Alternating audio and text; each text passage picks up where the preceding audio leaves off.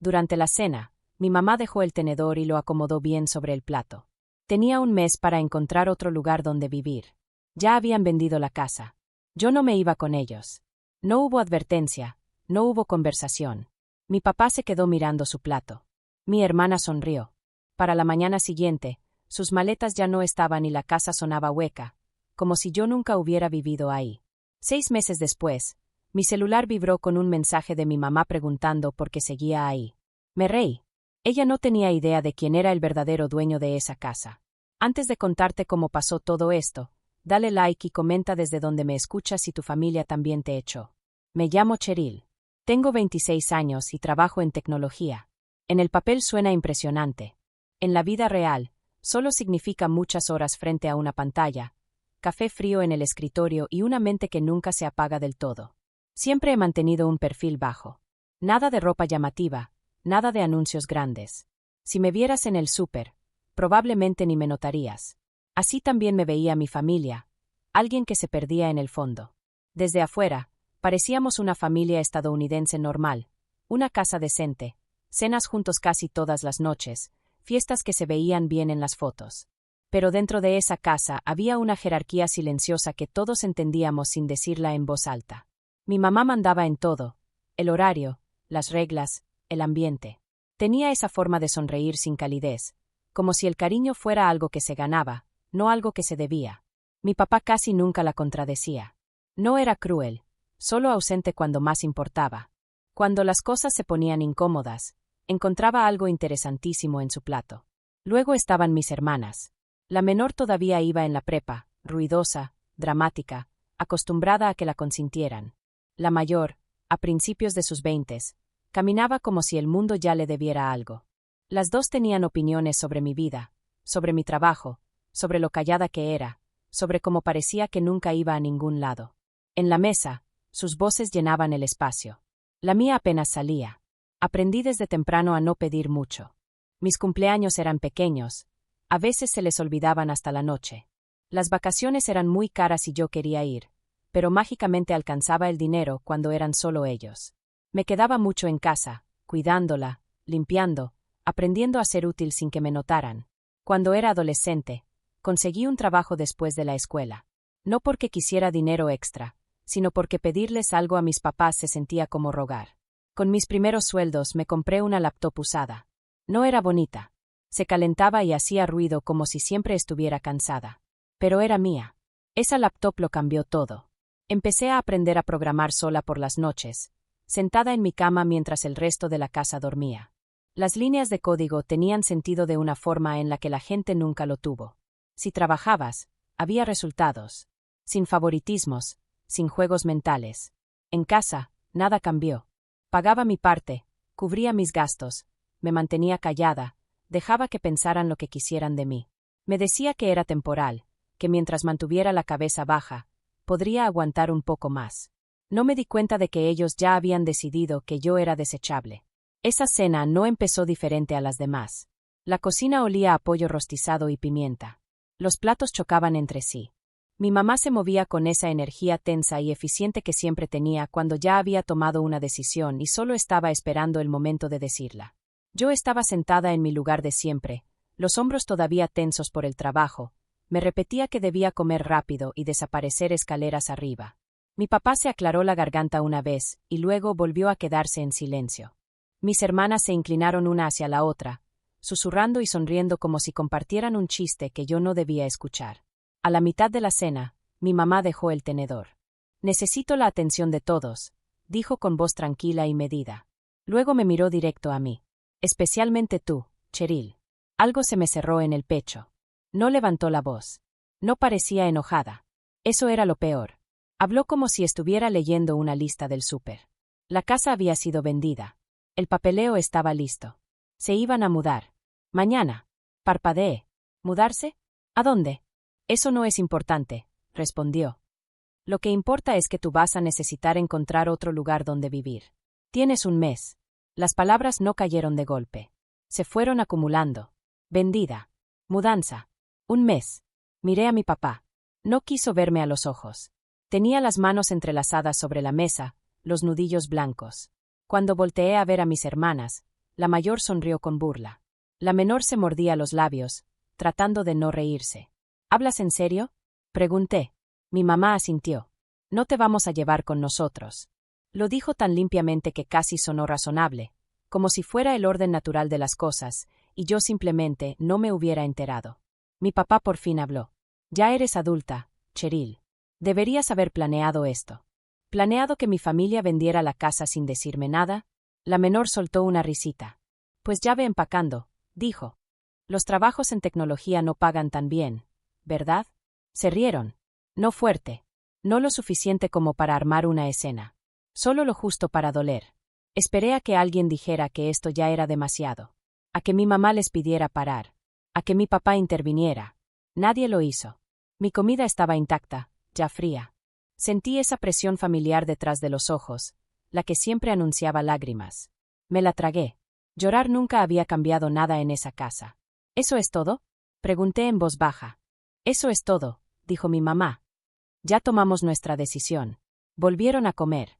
A hablar de colonias, de escuelas, de lo mucho más ligero que se sentiría el nuevo lugar. Como si yo ya hubiera sido borrada de la habitación. Me quedé ahí sentada hasta que la silla se sintió más pesada que mi propio cuerpo. Luego me levanté, murmuré algo sobre estar cansada y subí a mi cuarto. Cerré la puerta y apoyé la frente en ella, escuchando sus risas subir por las escaleras. En ese momento, algo dentro de mí finalmente cambió. Esto ya no era descuido. No era favoritismo. Era desecho. Y mientras ellos pensaban que solo me estaban sacando de sus vidas, no tenían idea de que acababan de meterse en una situación que no podían controlar. Se fueron a la mañana siguiente. Me despertó el sonido bajo del motor de un coche afuera de mi ventana y los portazos. Por un momento pensé que todo había sido un sueño. Entonces escuché los tacones de mi mamá sobre el piso de madera, secos y definitivos, como un punto final. Cuando entré a la sala, había cajas apiladas junto a la puerta. El sillón ya no estaba. Las fotos familiares habían desaparecido de las paredes, dejando rectángulos pálidos donde antes colgaban recuerdos. Mi papá estaba junto a la ventana con las llaves en la mano, ya mentalmente en otro lugar. Mi mamá me miró como quien tacha el último punto de una lista. Recuerda, dijo acomodándose el abrigo, tienes un mes. No hagas esto más difícil de lo necesario. ¿Difícil para quién? Mis hermanas pasaron a mi lado hablando emocionadas de sus nuevos cuartos, su nueva colonia, su nuevo comienzo. Nadie me abrazó.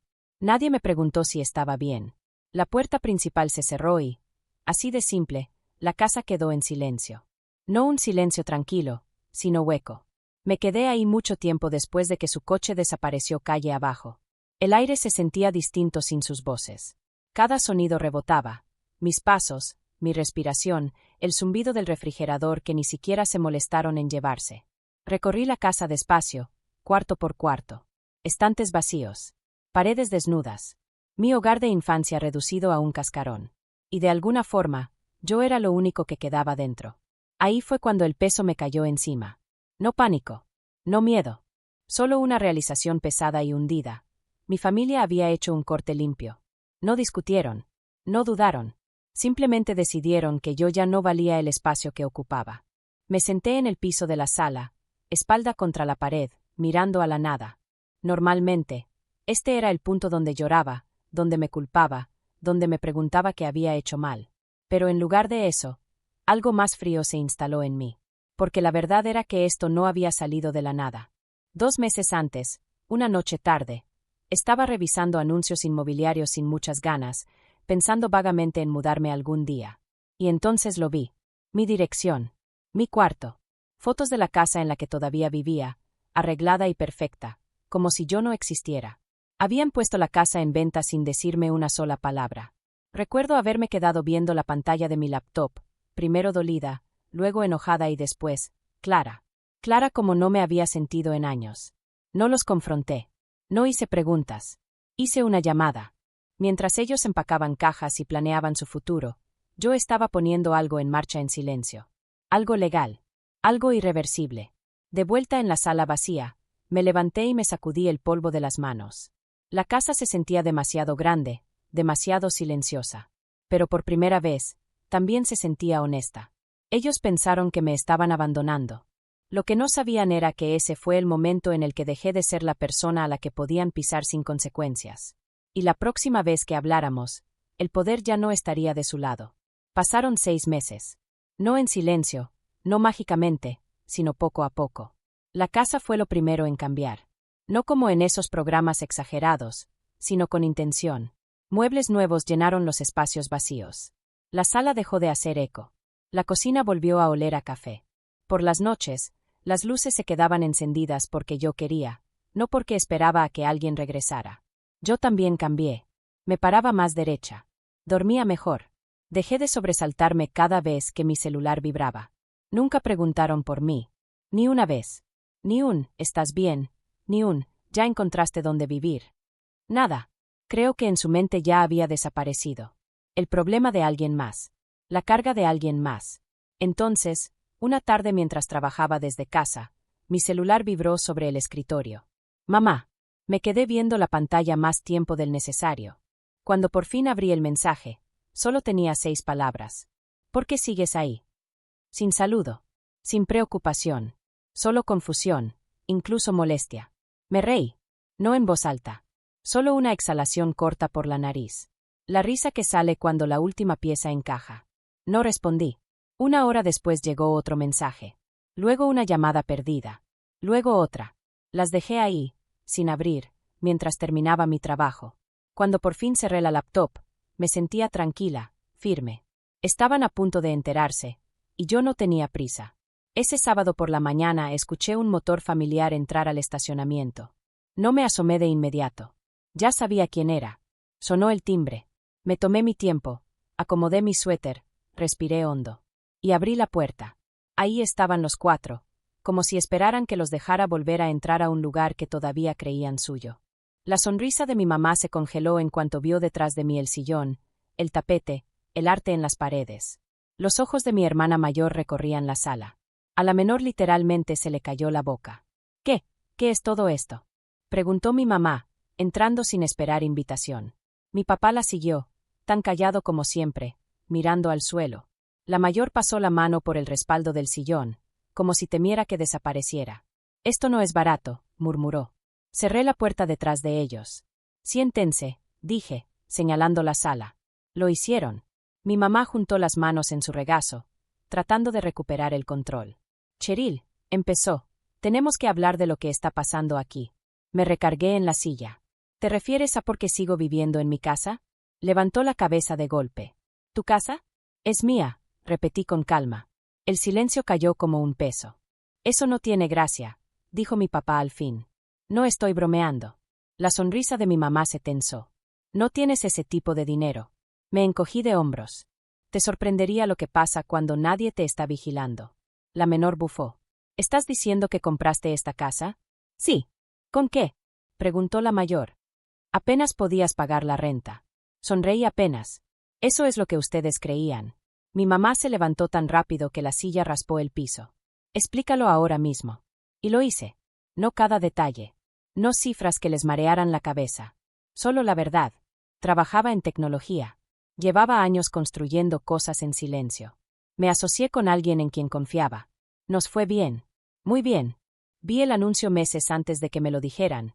Continué. Pusieron la casa en venta mientras yo todavía vivía aquí. Así que tomé una decisión. El rostro de mi mamá perdió color. «Nos dejaste vendértela». «La compré legalmente». «Todo está en regla. Pagos, recibos, propiedad. Todo». El cuarto se sentía más pequeño por segundos. Mi papá se frotó las sienes. «¿Por qué no nos dijiste?». Lo miré directo a los ojos. «¿Por qué nunca preguntaron?». La menor intervino. «Si tenías dinero, debiste ayudarnos». Mi mamá le lanzó una mirada y luego volvió a mí. «Hemos estado pasando por estrés financiero». Y ahí fue cuando supe que, por primera vez en mi vida, la balanza ya no estaba de su lado, dijo ella, y su tono cambió, se volvió más suave. «El nuevo lugar nos está saliendo más caro de lo que esperábamos. Ya vienen las colegiaturas. De verdad podríamos usar tu apoyo». Ahí estaba. Asentí despacio. A ver si entendí bien. Vendieron la casa sin decirme nada. Me dijeron que tenía un mes para irme. Se rieron cuando pregunté a dónde se suponía que debía ir. «¿Y ahora me están pidiendo ayuda?». «No lo sabíamos», insistió ella. Si hubiéramos sabido. Si hubieran sabido que yo era útil, la interrumpí, me habrían tratado diferente. Eso no es justo, dijo mi papá, débilmente. No lo es. Me levanté. Mis manos no temblaban. Mi voz no se quebró. Eso fue lo que más me sorprendió. No se olvidaron de mí por accidente. No me pasaron por alto. Tomaron decisiones, una y otra vez. Decidieron quién importaba en esta familia, y no fui yo. Los ojos de mi mamá se llenaron de lágrimas. Seguimos siendo tus padres. No, respondí. Son personas con las que estoy emparentada. No es lo mismo. Mi hermana mayor cruzó los brazos. Entonces ya, ¿nos vas a cortar? Estoy poniendo límites. La menor empezó a llorar. Estás siendo cruel. La miré. No, estoy siendo consistente. Caminé hacia la puerta y la abrí. Ya váyanse. Mi mamá me miró, atónita. Esto no se ha terminado. Para mí, sí. Se fueron igual que meses atrás. En silencio, sin voltear atrás. Cerré la puerta con llave y me recargué en ella, soltando el aire como si fuera la primera vez en años que podía respirar. La justicia no se sintió ruidosa ni dramática. Se sintió limpia. Y por fin, la casa era verdaderamente mía. No desaparecieron de inmediato. Durante semanas después de ese día, mi celular se llenó de llamadas perdidas y mensajes. Mi papá dejó audios que empezaban con disculpas y terminaban en excusas.